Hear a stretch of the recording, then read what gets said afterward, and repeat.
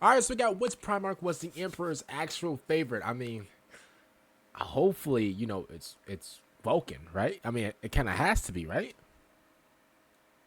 G'day, guys and gal. Although your What up, parents will Majorkill? rarely admit it, they have favorites. Sure, they may Of course love they you do. and your siblings equally, but they do not like you evenly, if that makes sense. Of course. So when you take the Emperor of Mankind, who hasn't been winning any Father of the Millennium awards recently, True. this disparity becomes significantly more noticeable, with him literally antagonizing some of his sons so much that he basically delivered them into the hands of the demon gods of hell. Let's be honest. The Emperor is not really like, he, as of what I've heard, he's not the best father. I mean, I guess he's trying, but if I'm being honest with you, bro, they don't got a mama to like even stuff out. Yeah, I can't lie to you, it's kind of toast. But whilst it's easy to see who definitely isn't his favourite, it's actually a massive challenge to figure out who comes in as number one, as there are some serious contenders to choose from, and his favourite has changed a few times. Vulcan. Before we get started, a big Merry Christmas to everyone. I hope you had a nice time, maybe saw some family, maybe saw some friends, or maybe just watched some solid festive themed porn. As my little gift, I'm running a Boxing Day post-Christmas sale on some of the Majorkill merch items. Okay, I think he's doing this ad right now. First of all, hopefully you guys have a Merry Christmas. I think, oh yeah, well, Christmas is next month. Really excited for that, man. Hopefully, we can actually do something, for Christmas stuff like that. That would be absolutely amazing. But yeah, I'm gonna be honest with you. I mean, I like, in all these videos, like, hearing about the lore and stuff like that, I haven't really heard, too much about, like, the Emperor saying he has like a favorite weapon. The knowledge that they are one of the few people on the planet that own that particular design. However, the Reject You t-shirt and singlet is available, as well as the Ashamed t-shirt and singlet. On top of that, the Nothing to Lose singlet is still around for this sale, but not the t-shirt version. Hey, should I start merch? Part of the sale in both t-shirt should I start merch, y'all? As well as the Sacrifice t-shirt and singlet. Both version 1 and 2 of the signature hoodies still have a handful left over. Sale will run for a couple days or until we sell out, which I don't think should take too long, since there is literally just a few dozen of these left. Link is below. Today we'll discuss the various favorite sons of the Emperor. Comment down below what you guys think, and guess what? I can see if you edited it or not, okay? As I said, his favorite has changed a few times, so we'll pick who was the favorite for the longest, as well as the genuine reasons for that. Okay. Now let's get into it. Let's get into it! Here we go, let's go. The best way to go about this would be via a process of elimination, which will also allow us to quickly discuss why the biggies seem to despise some of his sons as well. Straight up, Angron, Conrad, Mortarion, Perturabo, Jagadai, and Fulgrim were never on the Emperor's list of sons he even remotely liked. Weren't they like, aren't they all, they were like on Horus's team, right? Weren't they all on Horus's team? Or like, didn't they like trade or something? Like, I think some of them like traders, right? Or no, am I wrong? Maybe I'm wrong. His sword was already broken before he found him, and thus was a dying tool to be used to break and destroy. Angron was also unruly and hard to control, two things the Emperor hated. Okay. Conrad was likewise damaged, with his insanity making the Emperor instantly cold to him. Mortarion was likewise a brooding cold man, with his love of chemical warfare and twisted view of the galaxy not being particularly appealing to the Emperor. The Emperor also wasn't a fan of Mortarion's hardline anti-Psyker stance and his stubbornness, thus the Emperor decided to humiliate Mortarion when they first met, challenging him to take on his adoptive father, and when he failed, stepping in to easily save him. This act would forever make Morty resentful of the Emperor, so good work on that one, Big E. The Emperor felt bad for Perturabo when they met. He knew Perty's attitude towards life would cause him a lot of suffering, and he also felt bad that Perty could pretty much know everything when he saw it, thus didn't get to enjoy the wonders of learning and discovery. That, plus Perty could instantly see the Eye of Terror from anywhere in the galaxy, which would have been fucking terrifying. So the Emperor didn't particularly like Perturabo, but he felt pity for him, and he would always choose Rogal Dorn for more dignified things rather than Perturabo.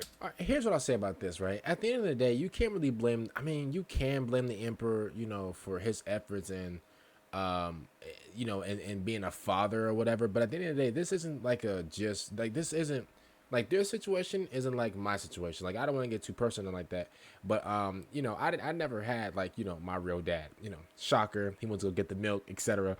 Oh, I can laugh at it now, but back then, man, it was a different story. But, it's not a human, their like relationship, their son and father relationship is not like your relationship with your dad. You get what I'm saying? Their relationship, bro, they were born to be like defenders, and some were born to be like killers. Like, they were born to be warriors. They were born to, to serve in war and to like do, and they were specifically tasked to do different things. And obviously, you're gonna have some of your sons, rebel and step out of line and do what they want to do, whatever.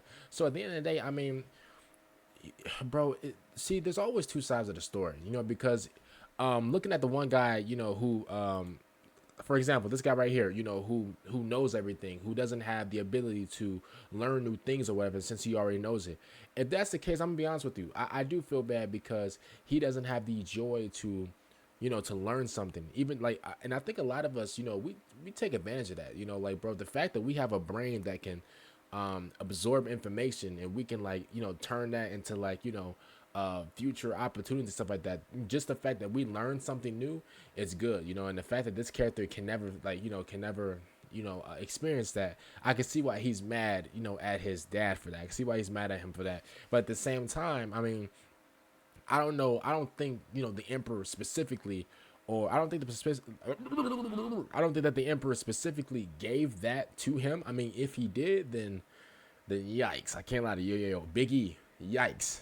But if he didn't, and that's just like his natural, like, power or whatever, then you can't really blame your father for that. But again, if the Emperor did give that ability to him, I don't know. I don't even know if the Emperor gives the abilities, like, to all of his sons. I don't know if it's just like a natural thing. I don't know if the Emperor just like handpicked to see, like, this person gets this person gets that. So again, I don't know about that. We gotta learn. We gotta learn more about that. But it's always, listen, there's always three sides to the story. It's always your side, is always the other person's side, and then there's the truth. So at the end of the day, I mean, we're gonna find out the truth one day. So it is what it is. Didn't particularly like Perturabo, but he felt pity for him, and he would always choose Rogal Dorn for more dignified things rather than Perturabo. Okay. Jagadai and the Emperor never really saw eye to eye. Jagadai didn't want to join the Emperor, and he saw him as a tyrant. The kind of tyrant he had just freed his homeworld from. However, Jagadai also had something many of his brothers did not: basic common sense. He would take a tyrant who was building up and protecting mankind, as opposed to Horus, who wanted to fuck everyone to death with demons. So the Emperor didn't like him? Wasn't he? Wasn't this the dude? Isn't he normal? This dude has common sense, right? Isn't he like the most logical one out of all the Primarchs? He's this dude right here. He's the Primarch of the Fast Legion, the White Scars. Wait, what?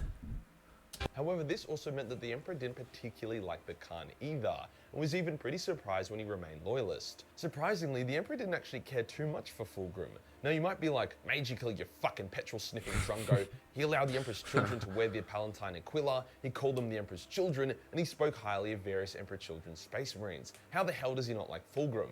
And yeah, sure, he liked the Legion, but all of this stuff came prior to Fulgrim's discovery. The Emperor saw Fulgrim as a bit of a simp who was riddled with insecurities and the desire to be better than others. So while the Emperor didn't particularly dislike... I mean, Emperor, don't you kind of got like the same... I mean, see, this is what I'm saying. You can't really look at these warriors and look at these Primarchs and be like, oh, well, this one has the desire to do this. This one has the desire to do that. I mean, bro, like, you act like you made these warriors just like out of goodness. You get what I'm saying? You act like all of these warriors were angels. You do know that's not the case, right? You do know that you made these warriors specifically for a reason.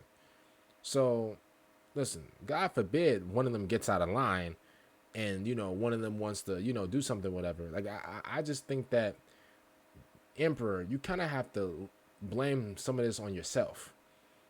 I mean, you don't have to, because at the end of the day, they are making their own decisions, but don't act like they came out the womb, or I don't even know. They didn't come out no womb. I think they came out of like a tube or something. Don't act like, that these are like normal warriors. Like, y'all, like this is like these guys were created from the Emperor. Like, this isn't a normal type of thing. So at the end of the day, I mean, again, you don't have to blame it. I'm not going to blame it all on the Emperor or whatever. But let's not act like that the Emperor was, was this up-notch, just father or whatever. Nah, I'm going to be honest with you. I don't even though I don't know all that much about the Emperor, I'm not going to sit here and act like he was this perfect father, because most likely he probably wasn't. And if I'm wrong, then I'm wrong. Fulgrim, he also didn't really seem to ever pay him much attention or really give a shit about him. So those are definitely the non-favorites. What about the middle ground ones? The ones the Emperor liked? I'm sorry to pause it again. See, like, bro, like, and that's the thing. Here's the thing, right? And I will defend the Emperor on this. I mean, bro, he do got a lot of kids. Like, bro, I know the child support is hitting different. Like, I'm gonna keep it real with you. He do got a lot of kids, so I'm gonna give him the edge on that one. But at the end of the day, bro, I think there was a Primarch that said that he didn't like the Emperor because he simply didn't want to be around him or whatever, or the Emperor didn't like him or whatever, or like he didn't want to be around him. So if that's the case, if that's true, I mean, if you guys can like definitely fill me in with information, because I don't know, like this situation, bro, again, it's like a three-part story, bro. It's always, you know, the Primarch side, it's the Emperor side, and then there's the truth. So at the end of the day, I mean, again, like I said before, we'll learn. I'm sorry for pausing the video. Let's continue. But not really that much. My bad, y'all. Well, surprisingly, Lorgar was on this list, not on the hated ones. See, out of all the Primarchs, Lorgar looked most like the Emperor. He also had a similar level of gravitas and presence. The reason why the Emperor got so fucking angry at Lorgar for being a religious simp was because he actually gave a shit about Lorgar and was frustrated that a Primarch he cared about was failing him. This is why the Emperor did fuck all about Angron's genocidal rampages or Conrad's skinning babies. He just really didn't give a shit about them. Sure, the main issue was that Lorgar's religion was slowing down the Great Crusade, while as Angron and Conrad's issues weren't. However, the Emperor's reaction to Lorgar was very personal, as opposed to his usual detached self. Surprisingly, the Emperor also didn't have a strong emotional attachment to Rogal Dorn. He saw Rogal as this super reliable, super good son, but their relationship was very professional and cold. They did not have the intense connection like the Emperor had with Sanguinius or... Because he got 80 kids. I mean, I'm sorry for pausing. I mean, but like, what do you expect, bro? He got like 80 kids, bro. And they're warriors. Bro, they don't do feelings. They don't, bro. This isn't a loving family relationship. This is okay, listen, I created you for a reason. You do this, boom. You fill up to the standards. Like, this isn't a regular, like, son and dad, like, you know, relationship. Agnes. Rogal was a fantastic proxy, kind of like the best employee in the company. But just like any good boss, you shouldn't become friends with your employees. True. No matter how hard they fortify your office against health and safety inspectors. Although in recent times, where Guilliman has become the Emperor's favorite... I'm sorry. Nah, not true. Not true. You can become friends with your employee, whatever, but just make sure that there's a line. You get what I'm saying? Like, you know, that just like how, no. I change it because at the end of the day, they are son and dad. They're son and father. This isn't an employee and worker. They're son and father. But in Warhammer, though, it's legit employee. It's the boss and it's the worker. Like, the Emperor's the boss and the Primarchs are the workers. It's crazy. It's confusing a little bit because you look at it like, oh, wait, that's the big dad and all of them are kids, No, bro, like, yeah, that's the dad and that's the kids. But in reality, bro, how they look at it, the Emperor's the boss and those are the workers. Those are the elite workers that are supposed to work up to a specific task. I'm sorry that I'm pausing, a lot in this video, y'all. Being literally the only fucking option, the Big E wasn't the biggest G-Man fan. He was impressed by Guilliman and proud of him. However, during the Horus Heresy, the Emperor was concerned that Guilliman would take the opportunity to declare Ultramar's own independent empire, which Guilliman actually did, but for the right reasons. When the line was heading to Ultramar to meet Guilliman, and if necessary, destroy him if he was a traitor, the Emperor was actually glad with the Lion, and was happy for him to kill G-Man if G-Man was empire building inappropriately. The Emperor really liked the random hectic shit his Primarch sons did. He liked Sanguinius' spiciness, Leman Russ's feralness, Ferris's savagery. He wasn't huge on how clean and straight G-Man was. After all, the Emperor is a very, very dramatic man. I mean, he claimed not to be a god, but made himself tall as hell and wields a holy flaming sword while decked out in golden armor, leading golden angelic warriors.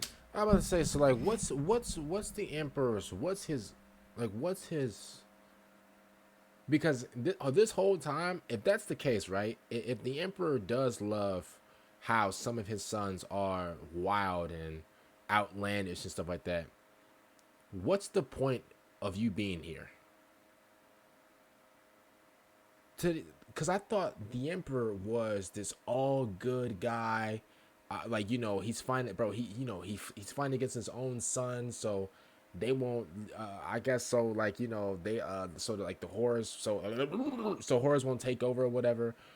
I'm pretty sure like the emperor like saved like millions and billions and trillions of humans and stuff like that. What's your position? I mean, I get it. You're the big guy. Cool. Like you're the whatever.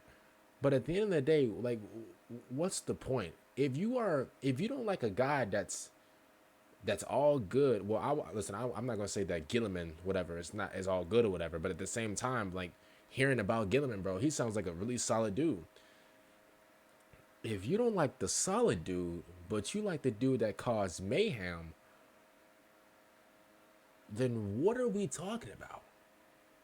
At that point, what are you sitting here for? It sounds like the only time that you get up and make something happen is when your empire is at threat.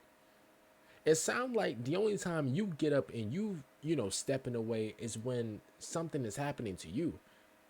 But other than that, you can let all the outlandish and and crazy stuff happen. And you don't like the guy that's like really down and solid and stuff. You don't like Guilliman, but you like all the other dudes? That's a little crazy. I can't lie to you. The Emperor is very, very extra. As for Alpharius, the Emperor literally handballed him to Malcador from day one and never had much to do with him, so it shows there wasn't really much going on there. So that cuts out all the sons he disliked or just really didn't have much to do with. What about the ones he liked? Horus was actually the Emperor's favourite for quite some time. I did hear about this. The first Primarch to be found, was a natural-born warlord and spent decades by the Emperor's side. He was also chosen as War Master, first amongst equals. Now you could argue that there was some 4D chess going on here, but it's clear that Horus was in the Emperor's good books for a long time. However, with what happened with Horus going full Boldhud Jihad heresy mode, he's clearly no longer Daddy's favourite. The Emperor actually really liked Corvus. When the two met, the Emperor told Corvus a lot more about the warp in the universe than he did to most of his other sons. When Corvus lost most of his legion, the Emperor allowed Corvus to take the secrets to the Primarch project back with him to his homeworld in order to rapidly rebuild his legion, creating kind of like proto-Primaris Marines, even though the risk of it falling into traitor hands would have been devastating. Russ was obviously one of the Emperor's favourites, as he saw him as a very reliable and powerful tool to do his dirty work. However, surprisingly, it was actually Malcador and Russ who had the super close relationship, not really Russ and the Emperor. The Emperor saw him as his favourite dog or pet, rather than a peer and friend. Ferrus and the Biggie had a close bond built on mutual respect. After all, their meeting was literally an earth-shaking anime tier punch-on. The Emperor asked Ferrus his opinions on the newly discovered Vulcan, and the two actually shared a bit of banter.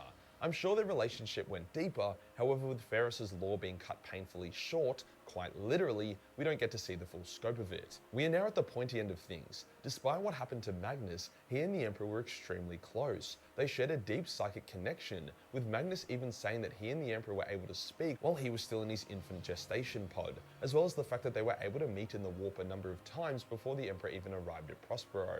Magnus was considered to be the most loyal of the Emperor's sons, which adds another layer of tragedy to his fall to chaos. The Emperor really liked Psykers. He felt he could relate to them on a deeper level and he loved hanging out with them. Magnus would have easily been his favourite in that regard. However, the Biggie also saw Magnus's monstrous ego and lack of caution regarding the warp, which would have given him the ick. So while Magnus was definitely up there as a favourite prior to him ruining the Webway project and fucking over the entirety of humanity, he wasn't quite number one. Then there are three. A lot of people say Sanguinius was the Emperor's favourite because he is everyone's favourite, but we don't actually get to see much in the way of the Biggie's thoughts on the Angel. Sure, he liked him and he was a fantastic asset for the Imperium, as well as the closest thing the Emperor had to a spiritual successor since Lorgas started fiddling kids, but we just don't know how much the Emperor actually liked him.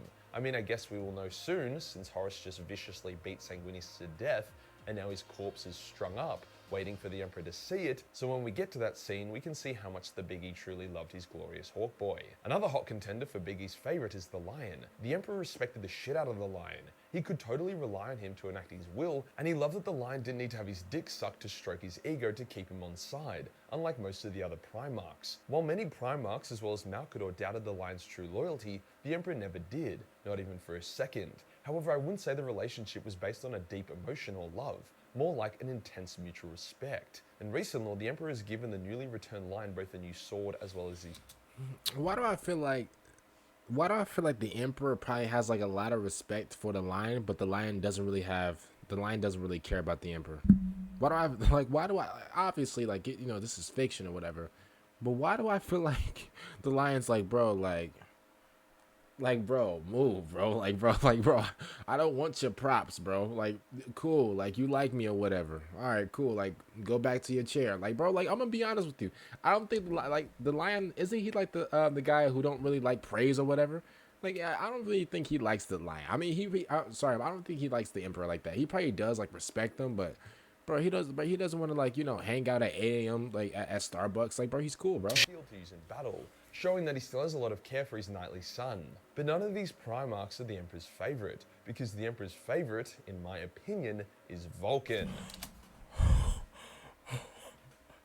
Wait a minute, yo, Emperor. Wait. I remember something. Oh wait. Remember when Vulcan, I think I heard something about whenever Vulcan was like down and out and like he was this close to like breaking his mental or whatever, and the Emperor like helped him out himself and gave him like a little extra power so Vulcan can like survive or whatever. Bro, This might rattle your balls and clench your asshole. oh no, it doesn't. Oh, whoa. Okay, I mean this doesn't clinch nothing, but bro, this doesn't surprise me, bro. Look at him. Look, bro. If I'm the Emperor, he'll be my favorite too, bro. Especially all the dweeby fuckheads on Reddit think Vulcan and the Emperor didn't have much of a relationship, but Oh yeah, we're gonna leave them guys on Reddit. Okay, we're gonna leave those guys on Reddit. Okay. no, Vulcan was by far the Emperor's favorite for the simple fact that Vulcan was a kind, caring man who maintained his humanity. You know what, Emperor? I take back what I said earlier. You know what, man? I mean, I always thought you were a cool guy. I just thought you were a horrible father, but man, you're a great father, bro. Emperor, I just want to let you know, bro, you are an amazing father, bro. I hope you know that. The Emperor was actually pretty upset about removing his own humanity to gain power. He actively encouraged his favoured servants to keep theirs, such as giving Constantine Valdor a special spear that would help him in that regard. The Emperor wanted humans, not demigods, to rule humanity, so by Vulcan being the most human and compassionate, he was by default the Emperor's favourite. Here's the evidence. When Vulcan was being horrifically tortured by Conrad, the Emperor appeared to Vulcan in a disguised form to give him the strength and will to maintain his sanity. See? If it wasn't for the Emperor doing this and comforting his son, Vulcan never would have been able to escape Conrad. The Emperor also entrusted Vulcan to create the Talisman of Seven Hammers, the ultimate failsafe if the Emperor was to lose, a device that would destroy Terra and kill all the traitors along with it. The Emperor even told Vulcan that he and he alone stands out from the rest of his brothers due to his humanity, with the Emperor always referring to Vulcan as my son, which is not something he said to many of the other Primarchs. Obviously, this is just my opinion, but I really reckon. No. That isn't your opinion. That's the fact. That's the fact. As a matter of fact, man. Yo, Emperor, I listen, 5 minutes ago, I thought you were a horrible father. Man, it's hard, bro. It's hard paying that child support. I understand, bro. When you got like 20 kids, or I'm sorry, when you have 18 kids, bro. Ooh. When you got like 17 kids, see, I understand, bro. I understand, bro. Don't worry, but you made the right choice in making this man right here, making Bobby Lashley your favorite son. I like this man. The big chocolate cuddly pyromaniac with the glowing red eyes was the Biggie's favorite son. If you enjoyed the video and you want to support Shout out to Majorkill, man. Hopefully you guys enjoyed this, man. Comment down below, man. What is your favorite Primarch? Obviously, you guys know, man. Make sure you guys like the video and subscribe to the channel. I will see you guys next time out. Peace out.